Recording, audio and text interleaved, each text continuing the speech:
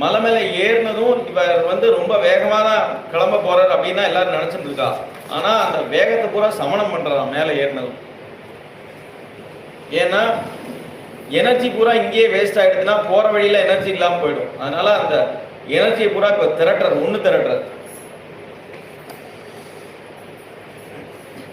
ச வேகவான் அப்படின்னு ஆரம்பிக்கிறார் அந்த ஸ்லோகம்.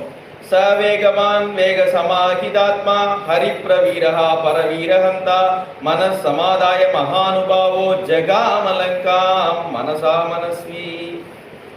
ச வேகவான், வேகவான்னா வேகம் உடையவர்னு அர்த்தம் இல்ல, வேகத்துல ஒரு மாஸ்டரி.